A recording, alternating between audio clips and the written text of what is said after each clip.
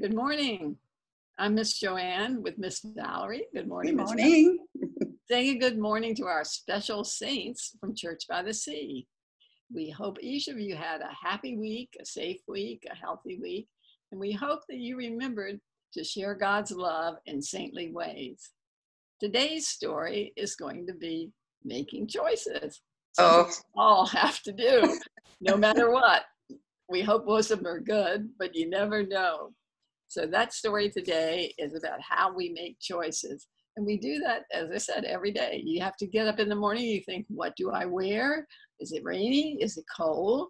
Am I going to school? Do I have my homework? Yeah, I better have my homework. Do I have the toys I wanted to share with other people? We make choices constantly, and we hope that they're usually the right choice. And you want to plan to how you make the choice. Well, have you ever made a choice that disappointed you that didn't work out? Well, I certainly have many times. But one I can't forget was St. Patrick's Day. Here I am with an O'Neill name, and I forgot to wear green. So you can imagine how I felt when I walked into the classroom. Everyone's all dressed up in colorful outfits, big bags of gold, rainbows, leprechauns. They're having a great time. And I feel so embarrassed.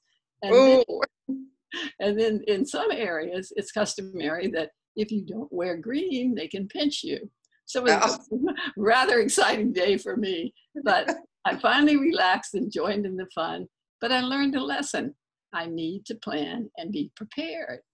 Ms. Valerie, have you ever had something like that happen? Make a wrong choice? Yes, I think so. In fact, I had a little experience a week ago that made me realize I need to be better prepared sometimes. So I'll tell you a little bit quickly. The church was going to take some people, and we were going to do a little baby shower drive-through at the home of two of our friends, Madison and Piper, because they're expecting a baby brother next Tuesday, I think. So we were going to go. So we met at the church office, and a few cars came, and we, had to, they call it a caravan, I think, whereby you have one car who knows where you're going, and everybody else follows along. Well, that was fine. And luckily, one good thing, the choice I made, which was good, was I had bought a little gift and I gave it to the reverends to put in their car, because they seemed to have a good choice. I gave that, and then I wouldn't have to, worry about it when I got there. So that was a good choice. So then we set off, and I thought, this is going to be a breeze. There isn't much traffic. I can see the lady or whoever's ahead. I'm just going to follow that red car. So I was doing really well, and then suddenly I didn't make my decision quick enough to make a turn to the right, and another car snuck in between me and my red car, and now I had a black car and me, and I didn't know who was driving that black car. I couldn't see the red car, and so I made a choice. Instead of staying behind the black car, I decided, maybe the red car already left this road. I better get off this road. So I did. And as soon as I made that choice, I knew it was the wrong one. Because if I didn't see a red car anywhere on that road. Oh, dear. And so I sort of thought, what can I do? What are my choices? And in the end, really, the only choice I had was to say, I don't think I'm going to make it to the house today. Now, that was a good decision. You could have got more lost. So. And so I did. One thing I really learned from that experience was, if I'm going to do anything like that again, I'm going to make sure I have the address. Right. Where it is, and I had the day before or an hour before the trip, I look on a map and I know where I am going. I cannot trust the red car ahead. No, I'm sure that happens to many people, and it's so shattering because you don't know which way to go. But I was really sad. I was disappointed because I was quite excited about seeing Madison and Piper, actually, and their mommy and daddy. So But anyway, I send you my love anyway. I hope you're watching today. Yeah, I know they will be, and they'll be happy to know that you finally got where you wanted to go. So the story today is about a wedding. We all love weddings. They're pretty and they're celebrations of love. And in this story, how exciting. I imagine some of you have been in a wedding. Maybe you were the flower girl or the ring bearer or been in the wedding in some way. And you know how special it is to the person whose wedding it is. And if you're there, you have a responsibility because they're depending on you to join in the celebration in the right way. Well, in this wedding, it was a pretty big wedding because they had 10 bridesmaids. Let's see if you Whoa-wee. can you see them? Oh, beautiful ladies. 10 of them. So you can imagine organizing all those people. Well, they knew that their job was to light the way for the groom to come down the aisle. And in those days, they didn't have electricity, so they had a lamp. It was similar to this. Can you see it? No. Mm-hmm. Yeah, lift it up a bit. Yeah, that's very like it. Yes. They poured oil in it and then they would light it. And that would give the light in the church for the groom to go down and for them to have the ceremony and come out. Well, out of the 10 ladies, only 5 thought ahead. They started thinking, what if we have to wait a while and I run out of oil? So they brought extra oil. Let's see what happened to the other 5 who didn't think about getting extra oil. We'll begin our story. Long ago, Jesus told a story about 10 bridesmaids. Shall we count them? Oh, yes, absolutely. Let's count them. 1, 2, 3, 4, 5, 6, 7, 8, 9, 10.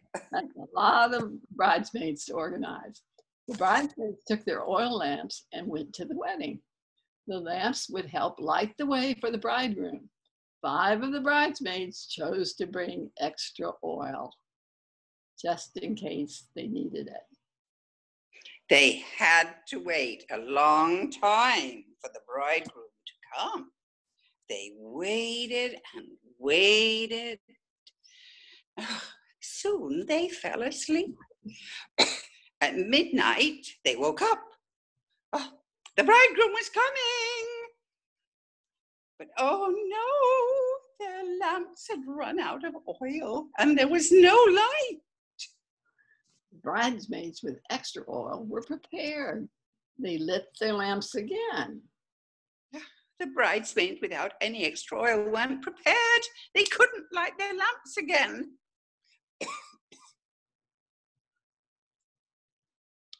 Please, we had 5 of them that were out of oil. 1, 2, 3, 4, 5. Please give us some of your oil, they said to the other 5 bridesmaids. Sorry, but we don't have enough of ourselves, and for you too, the others replied. You'll just have to go out and buy some oil for yourselves. While the bridesmaids with no oil went shopping, the bridegroom arrived. And the 5 bridesmaids who were prepared went into the wedding with their lamps shining. By the time the other 5 got back, the wedding had already started and they could not go in. They were not prepared and they missed the wedding. The whole thing they came from, they missed it because they weren't prepared. I'm sure they were disappointed that they missed the wedding. And I'm sure they learned the lesson about choosing to be prepared. We learn by the choices that we make. Certainly they did. That's a good part of it. We're always learning. Remember, make a plan, think about the choices you have, and know that God is always with you, even if you make a mistake. Just like Ms Valerie, she made a mistake, I made a mistake, that we knew that through it all, God would be with us and it would all work right. Actually, that's the way we learn. We make choices every day that help us shine out in loving ways. When we listen, when we share, when we give a helping hand, when we smile, or when we choose to be happy. We live in a world where we can choose to be anything, so choose to be kind. I know Ms Valerie's prepared with a craft that is, again, Sort of magic. The magic of Play-Doh. Let your bright light shine. I think I was listening to you, Miss Joanne, and I was thinking, I even say this to my little grandchildren sometimes when they make mistakes, that's okay. That's the way you learn. And that's true. If you make, like, I won't make the same mistake again because I'll make sure I always know where I'm going. So, mistakes are learning experiences. And as long as we don't make them 25 times, I think the same mistake. Oh, so I'm going to make a little lamp like you saw with Miss Joanne a minute ago. I hope you can see the one. I'm going to show you how I made it. But the first, I thought this is, you can make a little lamp with a light in it. I'll show you. But I want to show you, this was the bird I made last week. Mm-hmm. And it's solid now. It's kind of dried. And I'm going to put him in, he's a little decoration in my house. So if we make our lamp today, it'll dry and we can leave it in our house, and that'll remind us to make good choices. Yeah. So I'm going to show you what you need. You have your Play-Doh, I hope. Some of you will have it from last week, and hopefully everybody will have their Play-Doh. And then, so you need your Play-Doh, and you need a night light, a little candle, and usually people have them in their house. Like this. Like a tea light. Yeah, you can't see it. It's a little night light, yes. It's in a little metal container, and it's quite small, but it will burn a long time. So that's going to be the central part of my lamp. So now I get my Play-Doh, and I squish it nicely in my hand into a ball. And then I have to sort of start to shape it. I have to think, I got my little night light, and I've got to make it big enough to go around the light. So you've got good little hands, and you're probably much more expert at squishing Play-Doh than I am these days. But and then I can just put your little, light in, and you can measure it. And then you make a little spout thing at the front. Yours was like an open spout, but I don't think it matters for yours. You can just leave it. Now, so you've got this far, and then you can see what I did with this one. I put a little decoration around the top.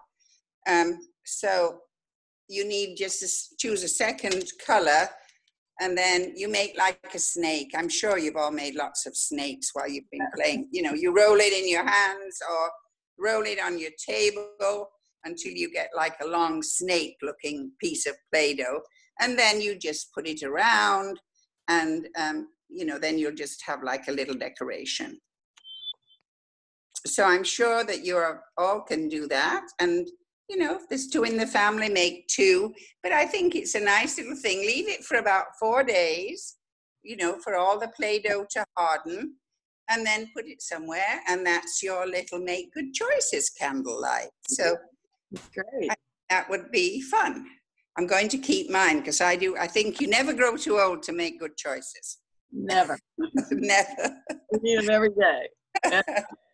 And then as a little other fun activity, I made some helping cards that you can make. And this is for you to sort of share with your family. So these are things that you think would be fun that you can do to help around your house and, with your family, mother and father and maybe sisters. So the first thing I did was a smile a day. And so I drew 5 little funny smiley faces. And then I put M for Monday, T for Tuesday, W. So, you can give a smile more than one time a day. So that's a good reminder. And then I have, the next is a love you hug.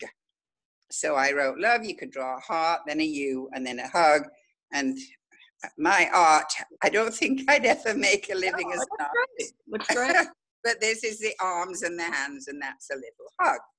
Okay, and then I did lay the table.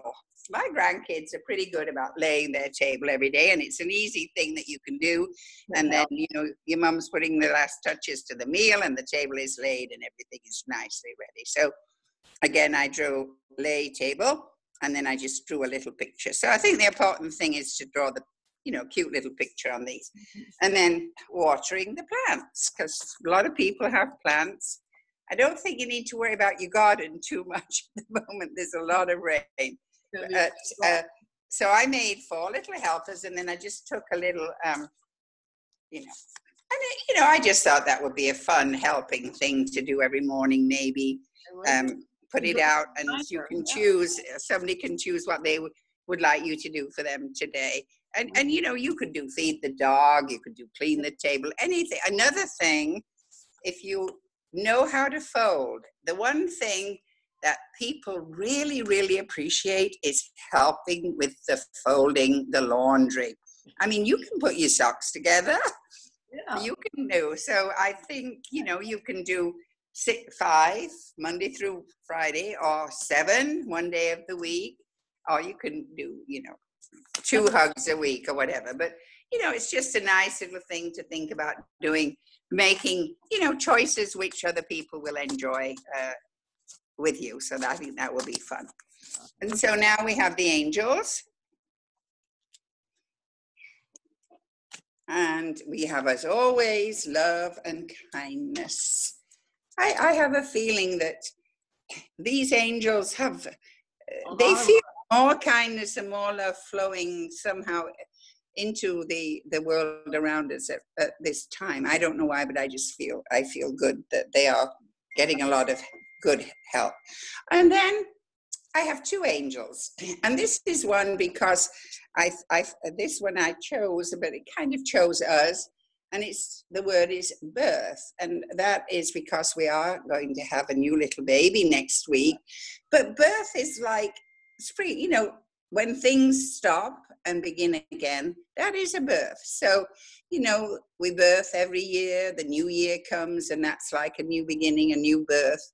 And so I think, you know, sort of we forget, but birth is very important to think about, which is a new beginning. And, you know, we can have new beginnings all of the time. So we hope that there will be a new baby in the Scorsese family, and he will be very blessed. He's a very lucky little baby. He has 2 wonderful sisters. And then harmony. And I hope that, I think that's a nice word. Harmony means a lot of things in a way, but for me, it means living happily together.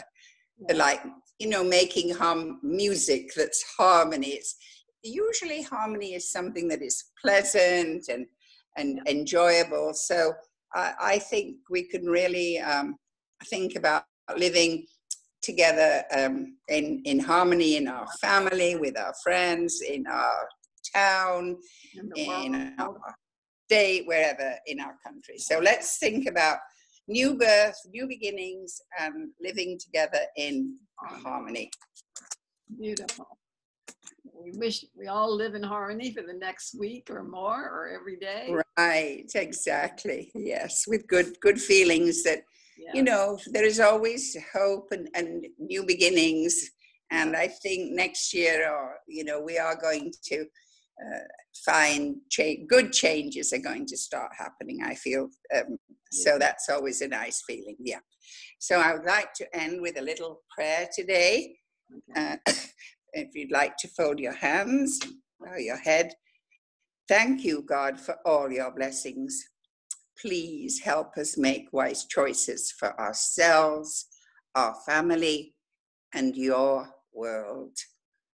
Let us choose to be loving and kind always. We can do it with your help. Amen. Amen. Have a wonderful week. Share your love.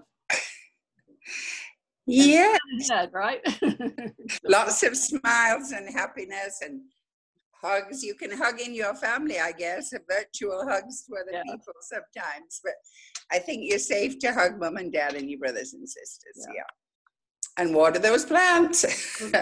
And smile. We'll see you next And keep safe. We'll see you next week. Hope everybody keeps dry this weekend. Bye. Bye.